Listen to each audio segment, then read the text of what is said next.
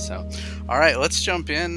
So, welcome guys to my Twitch, and yeah, we're going over facial animation for video game cinematics, otherwise known as cutscenes. And what we do here is we use this plugin in Maya called FaceWare Retargeter. And if you watched my last stream, we did the eyes and the brows. We just did a rough pass. That's all we're doing. That's all I have time to show you guys is the rough pass. But Retargeter, just to go over it again, Retargeter gets its information from another FaceWare program called Analyzer. And in that program, the animator will go in and kind of help the program track where the eyes are, where the mouth is, and all that kind of stuff. So the animator is actually putting in the data to track it. And then Analyzer does its best to try to fill in the gaps. It's a lot of kind of like what we're doing in Retargeter, but it's creating data that then we can bring into Retargeter. And in Retargeter, that data is our in-betweener. So I mentioned last time, a good analogy is just like the old, like the 9 old men who, used to, hey, someone just quacked me. Hey, Tom, tried the Retargeter after your last stream. It's awesome. It's cool. Awesome. Good. I'm glad. Yeah, you can get a free trial from FaceWare's website. Go for it. But like I was saying, like the 9 old men who used to hand draw, there's no way that they could animate an entire movie or those scenes by themselves. So they would just draw the keys and the breakdowns, and then they'd have other people come in and do all the in-betweens. So that's what, if you think of it that way, FaceWare Retargeter is our in-betweener. It's not the animator. It's not mocap. We are the animator. We're putting in all of the key poses and all of the breakdowns. And then Retargeter is just filling in the gaps with the data that it was given. So there you go. Hopefully that makes sense, because it really drives me nuts when people call it mocap, because it's not. Without me putting in any information, there's no animation on the rig. As opposed to mocap, they, right from the performance capture, they bring it in to Maya, and there's animation without the animator doing anything. So it's a big difference, and that's why I really love doing facial animation for video games. The reason why we use Retargeter is because these scenes in video games are so long, and we have a short period of time, a short turnaround. Movies get like 4 years to they get to make a movie in 4 years. Sometimes games can take that long, but the actual animation process you might only get a year, or maybe 2 if it's a really high-end game. But like I said, I would get 10,000 frame shots, and I'd have to retarget it and do an animation pass on top of it within a week. So that's the kind of turnaround you're looking at. So you got to get really good at this program, and you're going to get a leg up on other people if you learn this program now before you get into a studio, because they'll have you do tests and stuff once you get there. Like I had to go through a training that took about a month. I think it took me about three weeks to finally understand how to use this program. That was 3 weeks full-time working, messing around with it. And so hopefully I'm helping you guys get a leg up on everybody else. And you can, if you show up at a studio, they want you to do facial animation, you'll already know how to do this. So maybe your training will only take a week, and they'll be like, oh yeah, they got this. And then you're starting in production right away. So, all right. Any other questions before we get started? I'm going to look at the chat real quick. Let me see if there's supposed to be a way where I can overlay this on my screen, but it's not working. So, all right. I'm scared from that duck sound. Yeah, guys, there's sounds underneath. If you're on a computer, it's underneath the stream. There's little panels down there and sound effects you can use to get my attention if you need to. Also, I think on the phone, it's like just some icons in the upper right. Sound alerts, I think it's called. So yeah, check that out. Yeah, I got the sound alerts and the stickers working. Yeah, there's stickers too you can add if you want, just to have some fun. And don't worry about it. I don't mind if you interrupt me. So hey, I just heard Santa. Santa's here. Could you lower down the music? Sure. Yeah, let me thank you for speaking up about that. And how's that? Is the music? All right, let me know if that music's better now. And Cool now. Awesome. Sweet. Thanks, guys. All right. One thing we forgot to do with the eyes was um, a blink. And so before I get to because I want to get to the mouth, which is so much fun, and that's what we're going to do the rest of the day and Friday, all day Friday. But what we're going to do first is get in this blink. And you notice she doesn't close her eyes all the way in the HMC here. So we're going to try to emulate that. So just find the frame, I'm going to frame by frame, the frame where it's closed the most. It's right here. So I'm in the eyes. These are all my keys. I'm going to add one here. I'm going to name it blink so I know. Blink.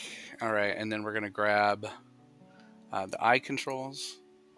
We have upper lid and lower lid. So when you do a blink, you don't want the upper lid to do all of the work. The lower lids don't come up that much, but they do come up a little bit to meet the upper lid. So let's say the upper lid's doing, oh gosh, I mean more than 3/4 of the work.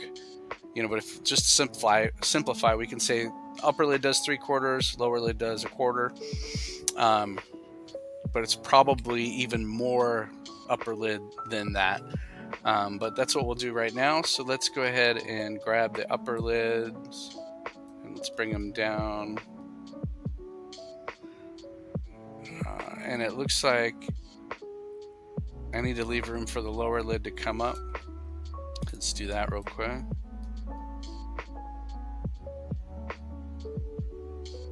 Okay. So it looks like the right one isn't as closed as the screen right one isn't as closed as the left one. So we're going to leave that open a little bit. So that looks pretty good. We're going to update it and then retarget. Whoa. Poses are out of sync. All right. So whenever that happens, that means the update didn't work. And so update canceled. All right. It looks like we lost something here. It might be my hard drive. Hold on, guys. Let me hit update. There it is. All right, cool. Sometimes my hard drive, I'm using an external hard drive, and sometimes it goes offline and comes back on, which really sucks, but that's okay. So let's check this. All right, so it saved my blink, and now we're going to hit retarget. It's not remembering the updates. So here we go. Let's do it again. Update.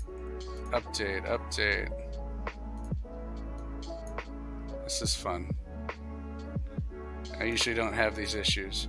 Okay, so what I'm going to do is say update scene with pose values, and what that does is it'll use the values that I put in, because right now it's saying, the retargeter, if you get that error, it's saying I don't know the difference between what you put in and what was saved already. So a lot of times you'll just have to tell it, I want to use this version. Okay, so it got it. So even though that blink doesn't look amazing, we can clean that up later in animation when we get to animation layers and stuff like that. But for right now, that blink's in there, and it will automatically look through and find if there's any other areas where there's a blink. This one, I don't think, because she's scared, she's not going to blink that often. A lot of times characters will blink when they have to look far distance. So if they're looking this way and then they're looking this way, a lot of times they'll blink to cover that long range of, because your eyes, you don't want to get dizzy, right? And so you just instinctually blink while your eyes are traveling long distances. Other times you might blink is changing, like if you're looking down a lot of times, so you're looking straight and then you're looking down, a lot of times you'll blink before you look down. And sometimes retargeter will think that looking down, because when you look down, your upper lids come down a little bit. Retargeter will get confused and think that's a blink, so you have to look out for that too. We don't have that in this shot, but that's something to think about, is if there's a spot where the person's looking down, make sure that you put in a key where the eyes are open but it's looking down, so retargeter knows that's not a blink. All right, so we got the blink in there. Let's move on to the mouth. which is what everybody came for, right? Let me go ahead and hit save. I'll save it here. All right, just in case we get a crash. All right, so we're on the mouth. It looks like I was already doing some mouth stuff, so I'm gonna, I'm gonna just delete what I did before. Yes, delete keys. All right, here we go. So what I do when I'm doing the mouth is I look for a neutral pose, just like with the eyes and the brows. Look for a neutral pose for the mouth, which is usually probably at the beginning. So we see her mouth is closed here, but I'm seeing some compression in her mouth here, like meaning her jaw is probably closed a little too much and her mouth is up a little too high than neutral. So I'm going to bring that down. I'm going to go forward until she kind of brings it down right before she opens her lips, because that's probably more of a neutral pose right there. And I'm going to add that and say neutral. And since we're going to do like 3 or 4 poses before we retarget, I'm not going to worry about setting this pose yet. I'm just looking for what poses I'm going to use. So usually I use a neutral, and then I go for a wide open mouth. So when she says, "Ha," and I'm going to frame by frame to see where her mouth is most open. And it's probably one of these frames here. So we're going to call that open. And then I want to find one that's shut where you can see that the teeth are together.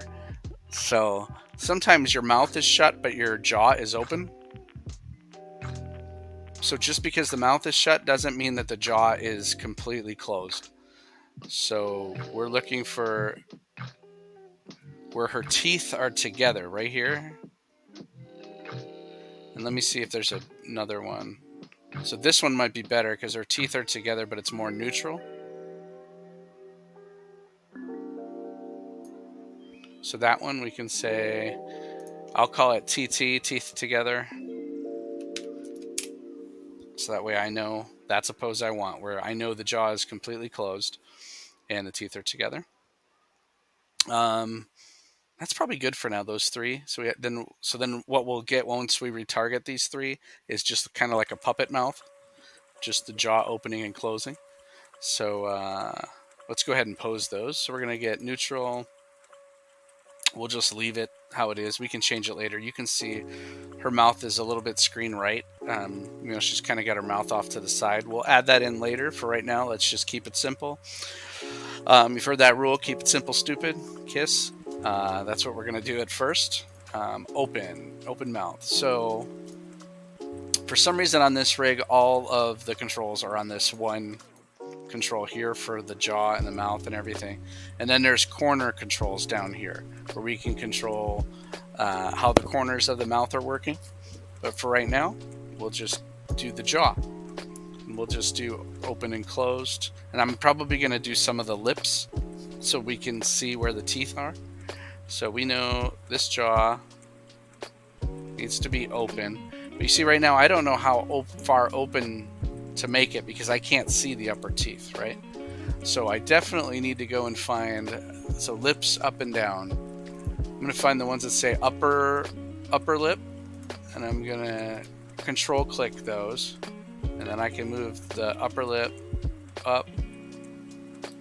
And it looks like it's kind of rounded, so I might take this center up and just go a little bit higher than the others, so it's a little bit more rounded. We might be a little too far open. You would just want to match it the best you can. And it looks like this side is actually, the screen right side's open a little bit more than the screen left side. So let's bring the screen left side down. Oops. See, screen left, her right. Something like that. Like I've said before, it doesn't have to be perfect. And then we can see most, you try to see where her gums are, and we can pretty much almost see her gums, which is where the lower lip has to go. So we're going to grab lower lip. We're going to go down. Now, this rig doesn't have the gums colored red, so we're just going to kind of see where the gums meet the teeth. Something close enough like that. And you see here, it's more flat. It's more squared off her bottom lip. So that means we'll just keep all these values even. Let's go ahead and update. That's the open. And then actually, let's look between her teeth. There's more space in the HMC than there is here, so which means the jaw actually has to open a little bit more.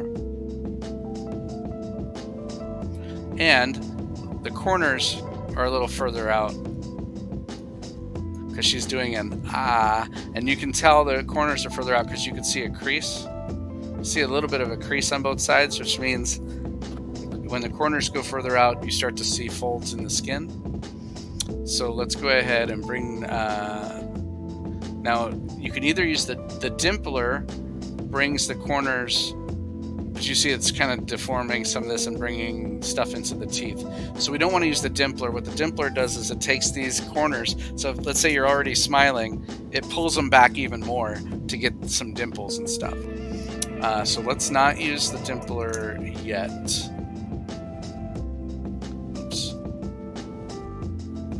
Okay, let's not use the dimpler yet. Let's translate X is left and right. So we're going to try to translate X. And you see how that just makes her mouth wider here? So for now, that's pretty good. I know it's like in here you can't see her back teeth, but some of that is lighting and some of that is the angle isn't exactly right. So, hey, the dimpler sounds cute. Yeah, I bet the animation has changed how you see things in ordinary life. That is so true. Yeah, I'm watching TV and I did a post the other day on Instagram about how I was watching TV and I see this guy's hand and it was just like this perfect hand pose. And I'm like, that is a great hand pose, although it's real life. But it makes you think differently for sure as you're just watching things. All right, let's update this pose. And we're going to get to the teeth together pose. And let me go back to open just to make sure it's saved what I did. See, it doesn't look like it's saved. Well, it did. Just might not be enough. Translate X on open. Okay. There we go. Now teeth together. We can see she's kind of in a frown. But what's called stretchers is like when you do, when you do this and it kind of stretches the bottom lip out and then you can start to see the muscles. You can start to see the muscles in the neck, right? So that's the stretcher control. And this is all based on FACS. I don't know if you guys have heard of FACS, F-A-C-S, but you definitely should study that for mouth animation because, and especially when you're doing stuff like retargeting, what you're really doing is in regular keyed animation, keyframe animation, all you're doing is kind of looking for shapes. But with this type of animation, you are looking for shapes and what reads right, but you're mostly looking for muscle movement. And so it's more about how when I said with the eyes and the brows, you're always comparing to neutral because you want to make sure you don't get too far away from the neutral pose because what you're doing is just tracking muscle movement. And this is important because like on God of War, here's an example. The actor Sonny, who plays Atreus, he wasn't available for all of their mocap shoots. And so there were some shots where I had to animate a completely different actor, a guy who's like 10, 15 years older than Sonny, pretending to be Sonny. And his facial features are different. He naturally showed more upper teeth than Sonny did. And so now I have to translate his performance onto a rig that's based on Sonny. And so if I tried to make Sonny's rig look like this actor, all of a sudden it wouldn't look like Atreus anymore. So what I had to do was go, okay, this is what this actor's neutral looks like. Now I'm always going to compare back to his neutral so that the rig will stay looking like Atreus.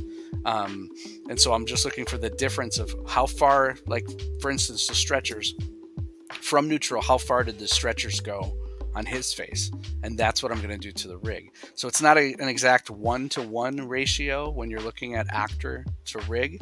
And the only time that's true is when the actor, a game like God of War, where the rig is based on the actual actor and the rig looks just like the actor and it's modeled off of the actor. So that's why this is important. It's important to learn. Most of the time you're going to get an actor that doesn't look like the rig at all. And so you got to get used to relationships, not one-to-one matching shapes. So right here, she's using her stretchers to kind of get this look. So that would be in the corners. We have stretchers. You see how the stretchers kind of bring those corners down, kind of flattens out the bottom, and you can see it in her neck too, right? And we're gonna let's get the lips apart. Let's get these down. So we'll do upper lips first,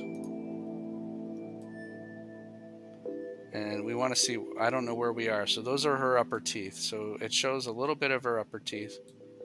Now let's do lower and a little bit of her lower teeth. And it looks like it's flattened out more, right? So what I might do is not bring the center down that far.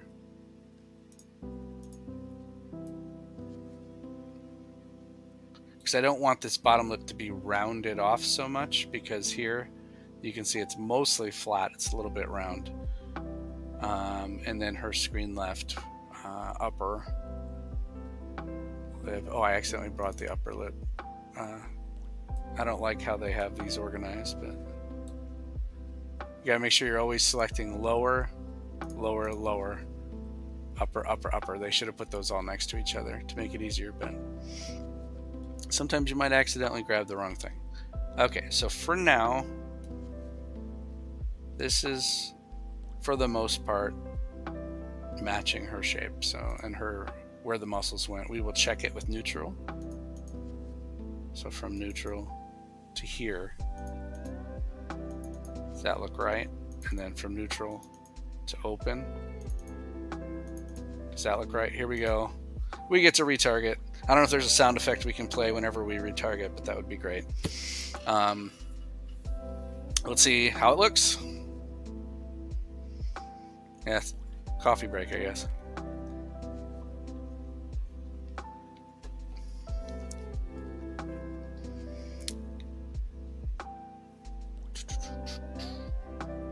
Over here, have you always used a picker in your workflow, or is that something you had to adapt to based off of the rigs you get?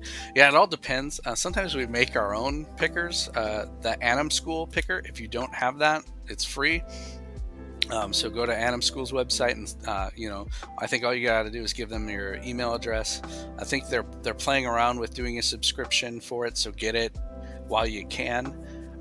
For free, but the Anim School picker is very customizable, and you can make it however you want. So sometimes if the picker we were given from the client maybe isn't good enough, or we want to fine tune it or add more controls to it, we'll just make our own Anim School picker, which is great.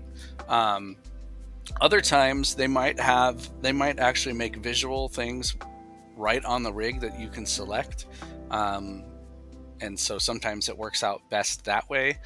And then other times they do this, where they make a little picker off to the side, and it works well. What's neat about these, if they have a lot of the controls on them, is when you're animating, you can see the controls moving, right? And so, or when you like play blast, so you see how I can see these controls moving around. So if something is off and I'm trying to figure out, well, which control is doing that, I can, in a play blast, look at how these controls are moving, and I can see, oh, there was a huge jitter on that control right here.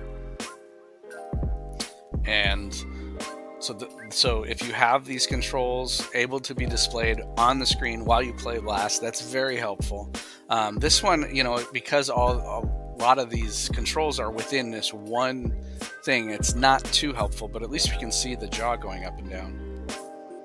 So let me go ahead and let me see if I can just play blast this one little section here, make sure it doesn't save. So when I'm play blasting, I turn off save to file, because this is just a temporary play blast, so it's not taking up a lot of your space on your computer. Definitely use QuickTime if your play blasting is going to AVIs. That's taking up way too much space on your computer. So if you don't have QuickTime, you can download, I think it's like QuickTime 7 you got to get, which is like the older version, and make it QuickTime Pro. which you can find serial numbers for that. A lot of programs come with it already, so that you can do this. Use it for encoding to H.264, and I do quality 100%, scale 100%. Go from render settings and make sure your render settings. Let's go over that real quick. So if you're in the rendering tool here, go up to render settings, and then let me pull this on our screen here. So let's come down, and you want to make sure, see, I'm only set to HD 540, so we want to change that to HD 180. Now sometimes, I don't know why, this is supposed to save to your presets, right? So once I choose this, it should be like this until I change it. But sometimes I'll open up a new file, and maybe it's because that file was saved with an older render setting. You always want to check that before you're play blasting. Just make sure you're at 1080. Otherwise, you just get some grainy looking stuff, right? And so if I highlight just a section of this, right click, play blast, we'll get to see just a sample of what it looks like, and I'll just see, okay, is the jaw moving right? Just from these 3 poses. And then I'll just start to add more and more poses on top of that, right? So let me see what, while this is going, while this is going, I'm looking at the chat here. That's interesting. That sounds like a lot of work. I love how things have been animated in God of War. Been watching a lot of streamers play it. It's awesome. Yeah. And it is a lot of work, but it's a lot of fun too, because I like to problem solve. And I don't know if you guys are problem solvers, but if you like animation, a lot of it is problem solving. And that's really what creativity is. And so this, for me, is I'm putting in the information, I'm seeing what the computer comes up with, and then I'm trying to fix it. I'm constantly trying to fix it. So let's look at this play blast.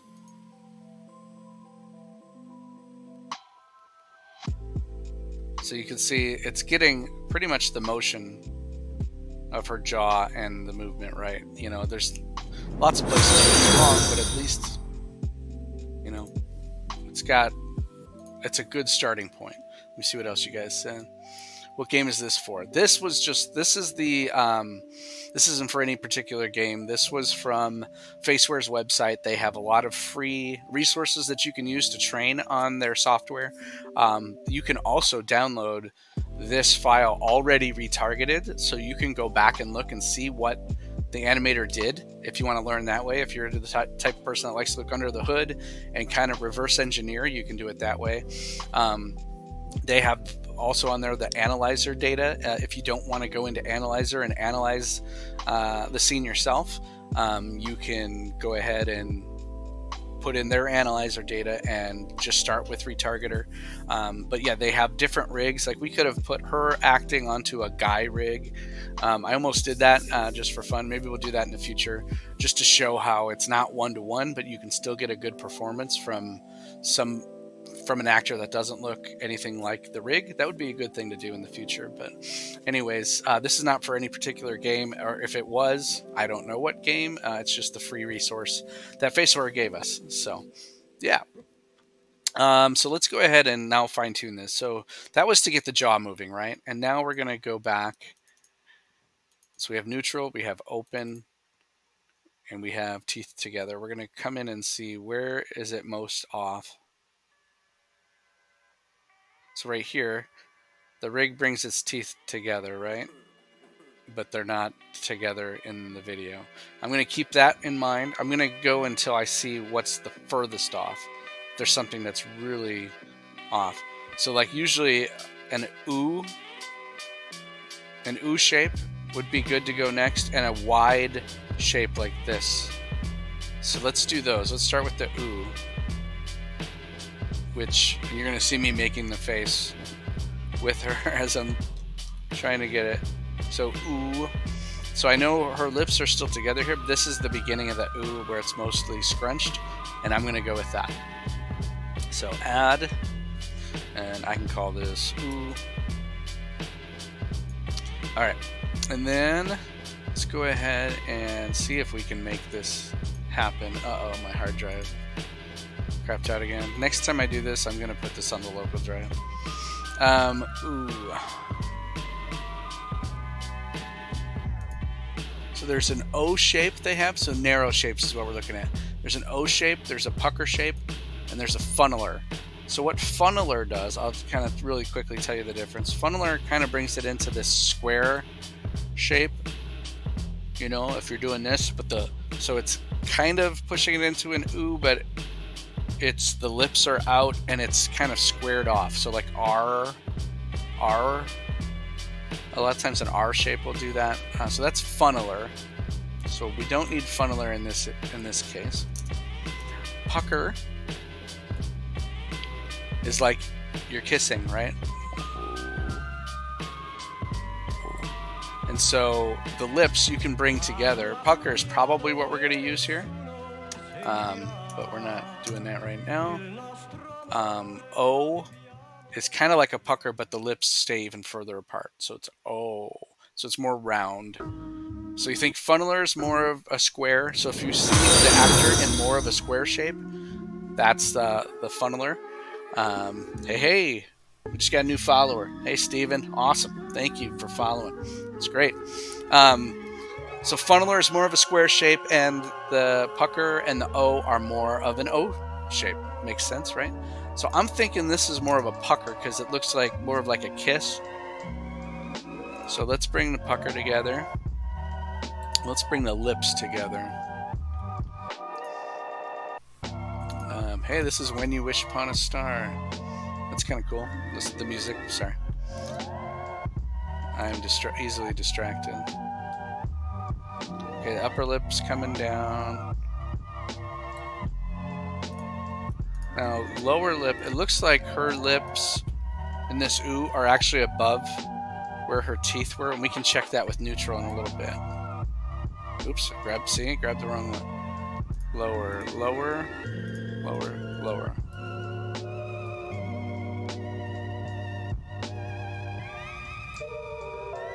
Let's go upper, upper, upper. I want these all to be the same value, so let's zero these out.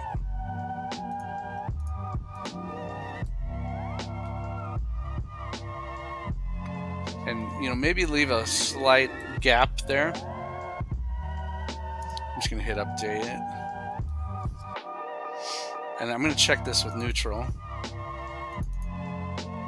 So from the neutral that we have, her lips are actually a little higher. So what I might do is go back to neutral and lips up and down, right? We can grab all of these guys. Oops. Actually, because they go in opposite values, so we're going to have to do them separate. That stinks. That'd be nice if they had it where you could grab them all and move them up or down. So I'm going to move the upper lip up, lower lip down. It's a lot of problem solving, right? So now our neutral is a little bit higher than 0. And then ooh. So you see from neutral down to the ooh, it's down lower. But it's not as low as this. So this ooh, for now, let's just say that's okay. And then we're going to go to that. Actually, we're going to retarget first. Retarget. Hey, first time chat from Steven. He says, hey everyone, what's up? Hey, go ahead and Steven, there's some sounds below the video. There's little panels on there. There's stickers. There's sounds. Have fun. I like to try to keep this fun and interactive if we can. Otherwise, I just kind of get lost in the zone and I might get boring. So, yeah, a boop sticker. Thank you. I think there's also animated GIFs you can do if you hover over the top middle part of the screen. I haven't tried it yet. It's supposed to be able to work where you can hover over the middle top of the screen and then add an animated GIF if you want, or GIF, however you say it. So, hi. Hey. All right, so let's check this out. See if this ooh. Okay, so she goes into an ooh, but then there's an open mouth O right down here. There, look at that cat. I love it. Yes, the animated GIFs worked. Thank you for keeping it fun, guys. All right, open. This is an open ooh mouth. Let's see here. So I'm gonna call it an O. because this is more of an O shape, because it's not exactly ooh. It's kind of in between an ooh and an O, right? And so the jaw definitely needs to come open here. And that's the other thing. I love it. That's the other thing when you're doing an ooh shape, is check the jaw. Because sometimes you can do an ooh with the jaw open, but you can do an ooh with the jaw closed too, right? And so you got to make sure you're always true to where the jaw is. So I'm going to bring this jaw more open. And the lower lip needs to come up. Lower lip, lower lip. Oh, I did it again. Lower lip, lower lip. I'm always in such a hurry. Let's just see what that does with the O shape. Okay. Corners, hold on. I'm going to check the corners real quick. So stretcher, do we still need stretcher in there? Let's see what it looks like without stretcher. Yeah, maybe just a little bit. Okay. You always want to check that too. Sometimes if you put in a control that you've only used maybe once, like the stretcher, it's a special control that you're not always engaging. Check your other poses and make sure that stretcher didn't accidentally get put in there. So let's go to the O shape. Let's add that in. All right, so we see, and here we can see the teeth, here we can't, right? So I'm gonna just hit update so I can compare. So the mouth is pretty high up here, and then the mouth comes down with the jaw here, right? So I'm thinking that upper lip has to come down for sure. Upper, down just past the teeth. And we're gonna update, check it. Probably come down just a little bit more. And then we'll bring down the, or up the lower. All right, that's as high up as the lower can go, but you see we can still see some teeth. So that means that the jaw probably isn't open enough. So you see how we can see some teeth here, but then when I open the jaw more, the teeth are hidden. So let's try that. And a little bit more O maybe. Nope, see that, and I can see the teeth. So you kind of want to find this balance of pucker, O,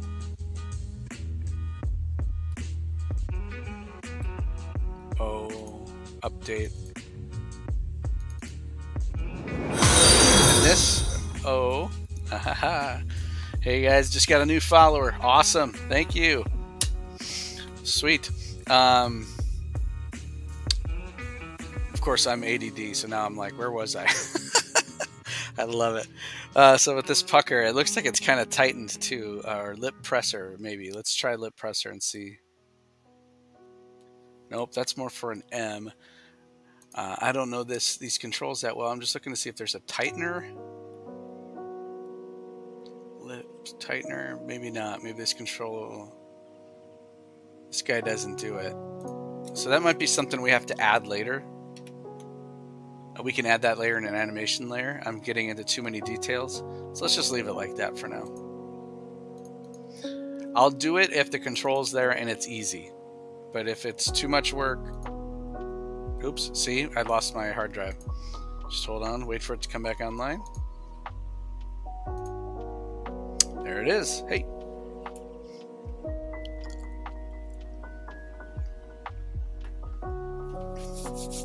Yeah. First time chat. Payne Stone. Is that how you say it? Hopefully.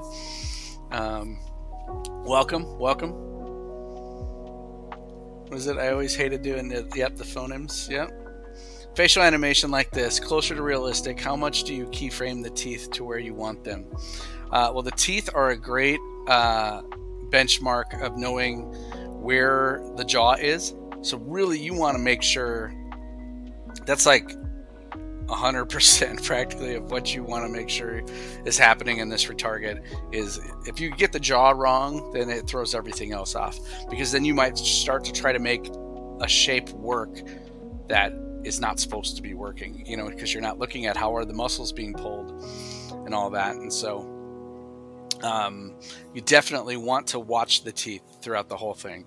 Whenever you can see them, those are key points that you want to make sure they're working correctly. You can always adjust the jaw later as well. So maybe it's not perfect with the retarget, but after you're done retargeting, like I said before, retargeting gets us 70% of the way there. The last 30% is us going in and changing the curves in the graph editor, maybe adding in some more controllers that we never used before to really try to fine tune everything. Might change the timing of some things. Sometimes the lip sync is off. If they used a different actor from the person who performed it, who did the voiceover, it's a different voiceover than the person who did the facial acting. At this point, I would still leave it out of sync and just go with the HMC. And then later on in animation layers, I can kind of make some adjustments, but I might go down to the base layer and move some animation to be in sync with the audio. But that's something you do later, so you don't want to be thrown off by details at this point. And that's the hard thing. It's so easy to just get in there and try to, man, I want this to look perfect right now. And it's like, nope, it's not going to look perfect. It's kind of going to look like a puppet for a little bit. But then you get down to the nitty gritty details later, and then it looks way more realistic than you could do on your own. Right? And so, did I just retarget that? I think I did. Okay, so we got right here. Let's go back and get this mouth staying open now. I was hoping that would happen from doing the O's and the Oo's, that it would automatically know the jaw is open here, but it didn't catch it. So we'll just add a pose here. Bring this jaw open. And I'm looking for the gap between the teeth, right? Kind of want to match that. And so then now I see I have to adjust the lower lip. This lower lip's more flat, this one's more rounded. And that can happen from like funnelers or O's or puckers. So we probably want to lose the O's and the puckers here. So we got those down to 0. We still want some stretcher here, right? So we want to check the stretcher on the corners. Let's see if that's about right. It's probably right how it is for now. And we'll bring that up the center lower lip. Bring that up so that the whole thing is more flat. But we also kind of want to match where these things are here, right? So we're looking at where does the lip meet the teeth? And it looks like the left side's lower than the right side. The right side's higher up, right? So it's actually opposite here. Her left is our right. So lower, this side will be higher. And actually that corner's a little bit higher. We can get that in a little bit. This one is lower, kind of where it already is. We want this corner to be higher. So we can just grab the Y, but then it looks like a smile, right? You don't want it to look too much like a smile, so you're kind of playing around with, or maybe we use less stretcher. Let's see what that looks like. It all depends on the rig, right? So I think less stretcher on the screen right side works better, and there's more stretcher on the left, which is more accurate to what's happening on her face.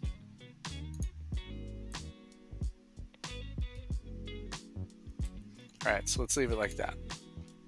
Update, retarget. All right, let's take a look. I like it. Retargeting breaks, I'll just look at the chat. How about that? Let's see here. Yep, LOL. Then you morph, mix them, and stuff goes wrong. I just want a real job. The freelance is killing me for 2 years with not a single reference from it. Yeah, freelancing can be tough. I did it for a while too, and you really have to make sure that you're charging enough so that you have enough money to cover the gaps. So you want to factor that in when you're coming up with how much you want to be paid as a freelancer, because usually you have to buy the software, you have to buy your own equipment, you have to You got to pay self-employment tax. You got to get your own health insurance. You got to pay your own vacation time. You have to factor all of that in when you're deciding what to charge as a freelancer, right? And so maybe you might not get paid as much for a staff job. Maybe. It's possible. But the trade-off is, what if they have health insurance? What if they have other things that help out? They have paid vacation. So you got to factor that in too, about what you're getting paid and stuff like that.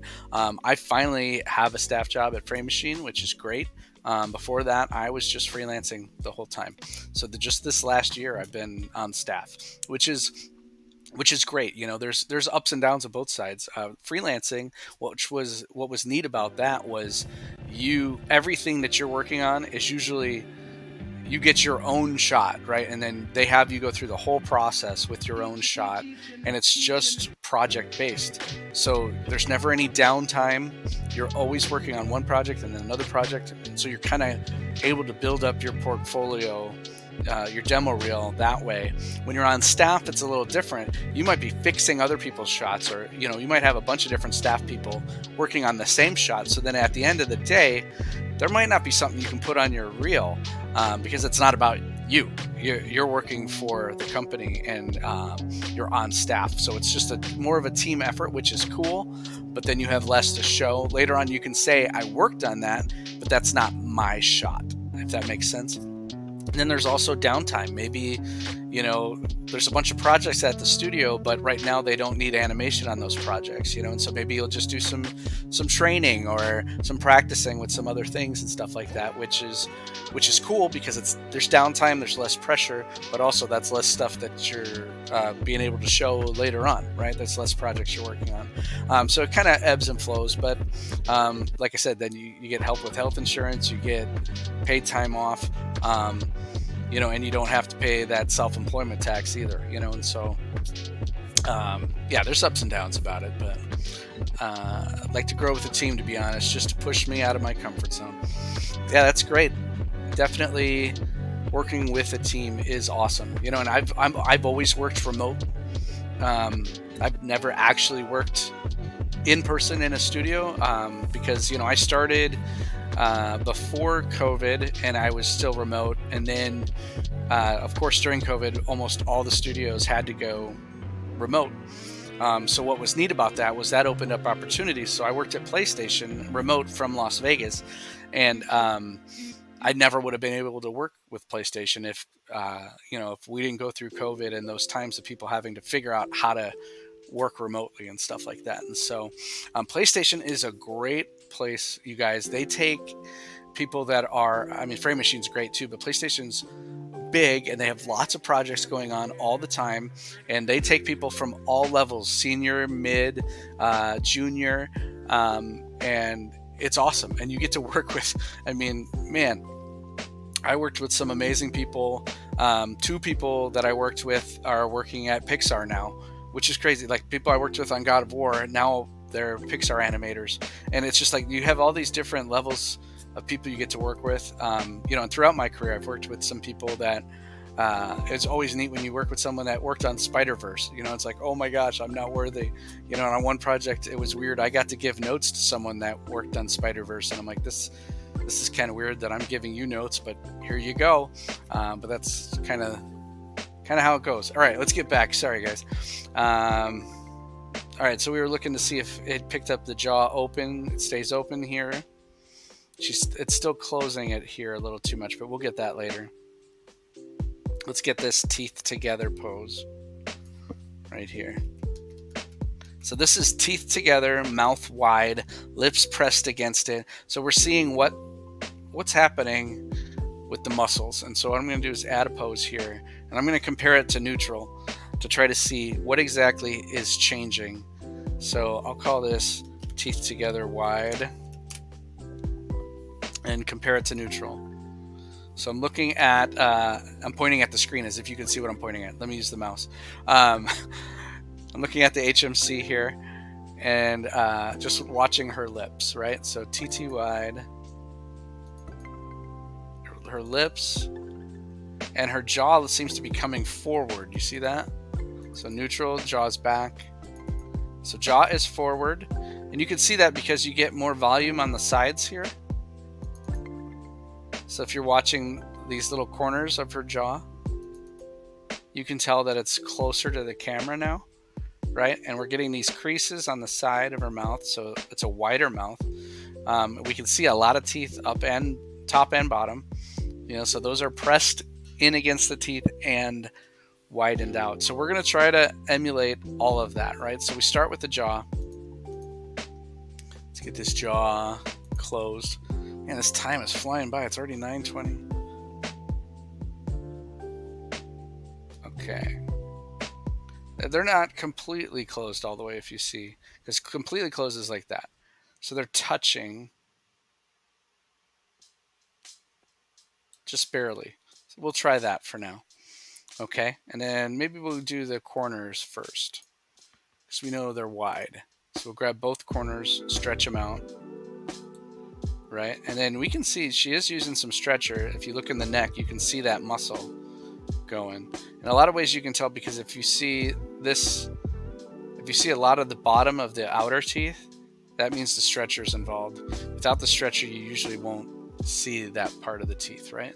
So I'm going to actually zero out the stretcher so I can grab it together on both sides, make it even, and then this is what the stretcher's doing, right? And so how much of those outer teeth are we seeing? Let's say it's like that. Okay, and then we're going to do the lips. We don't want any ooh or pucker, so we take those out. What else do we want? We want upper lip higher. So upper, upper, upper. Higher, and it's not only higher, but it's pressed against the lip. So is there like lips forward and back? Yeah, this guy. Lip forward and back. So what that's forward, this is back, right? So it's like tightened right against her face, right? So we'll just do that for now. We know the lower lip needs to do that too. Let's just go all the way on both, and then we can always bring it back if we need to. All right, sweet. And then this lower lip needs to come down more.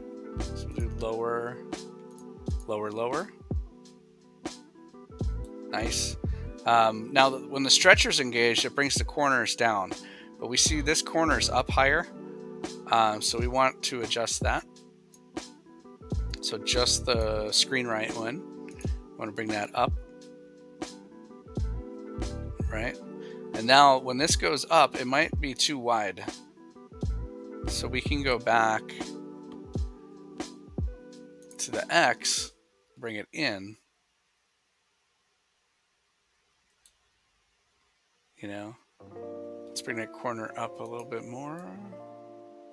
See, but now you're seeing with the rig, there's a problem with the lips going into the teeth, right? So we can go back to those lips. Forward, back. Ah, this is a problem with the rig. Okay, so what we're gonna have to do is change. For some reason, when it goes up, it's going in closer to the teeth. Let's see what stretcher's doing.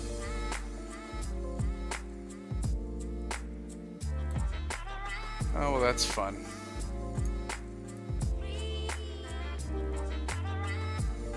All right, well, sometimes you're going to run into this. Maybe that's something we can fix later. It's going into the teeth.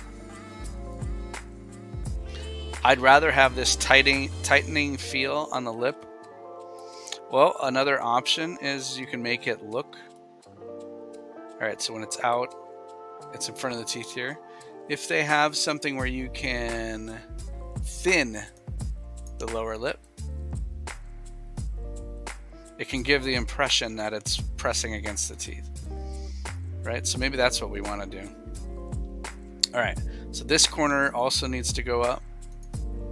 So we just need to remember that. Remember that we used lip thin. Right, and now you see that I'm doing all this, the upper lip has gotten higher. So we want to adjust that upper lip. upper.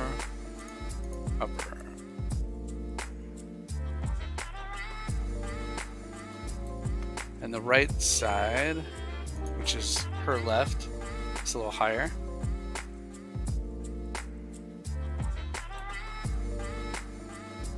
And we're seeing, if you compare, the corners are too wide now, right?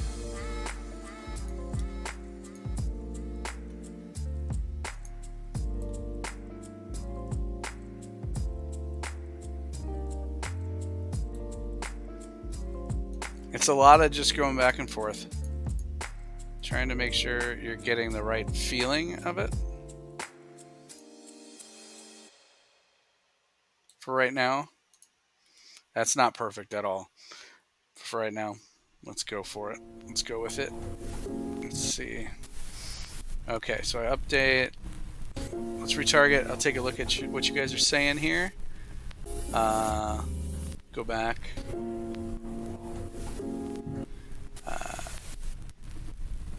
In general, how much time are you given to troubleshoot and learn your rig for a project? That's a good question. In general, it depends on if you're working on multiple projects at the same time, how many animators are involved. Sometimes you just got to jump right in.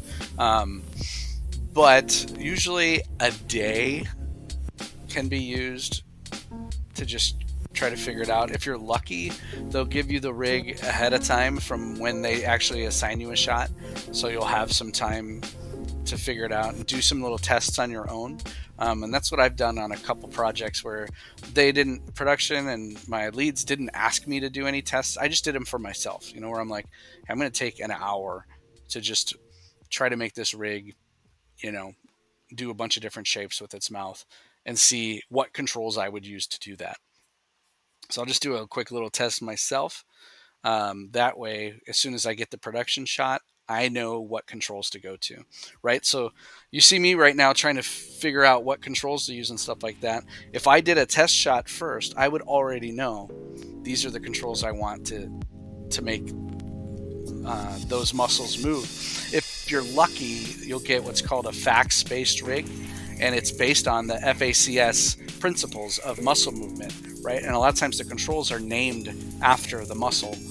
So you'll know exactly, you'll be able to recognize, you know, you watch the HMC and say, okay, she's using her stretchers, the corner puller, you know, it's lips tighten, you know, you'll know exactly what they're all called. And then you go in and you find those controls that are called that, and it works perfectly. For the most part. So fax-based rigs are the best if you can get on a project like that. But we're about to run out of time, so let me just play blast this, just so you guys see how many we have. 1, 2, 3, 4, 5, 6, 7 poses.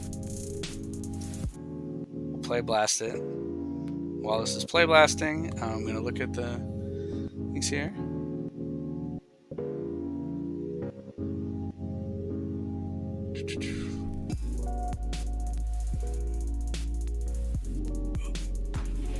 Oh yeah, don't avoid remote jobs. I mean, yeah, it's cool to work in a studio, but especially right now, I mean, you might be able to work at an awesome, huge studio from home, like I did for PlayStation. You know, what's great about working for PlayStation, about them again, is, you know, you might be working for Santa Monica Studios or Insomniac or any of their affiliates, you know, that they own. PlayStation Studios does animation and helps all of those studios. So it's like you're working for a whole bunch of awesome, amazing studios at one place, which is so cool. So definitely, even a first job, guys, apply to PlayStation. They're hiring almost all the time because they're busy all the time. So, and if you want to come work with me at Frame Machine in January, we're starting a new project, so go ahead and send in your stuff. Not to me, look it up on the Frame Machine website. But yeah, that would be really cool. It'd be cool to work with you guys. So let's see what this Play Blast did. We're just looking at her mouth. So you can see it's gotten us a lot of the way there, right? Where I would work next is this whole area. She talks with her teeth together. like that, right? She's talking, which that's difficult for retargeter to figure that out, right? And so what I would do is go in and keep those teeth together through this whole area, and probably give subtle movement, like you see her jaw opening here, which means her teeth were really together here. So if you look at the bottom part of her jaw, right?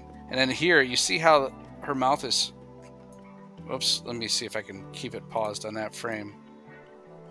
Right here is a good use of funneler.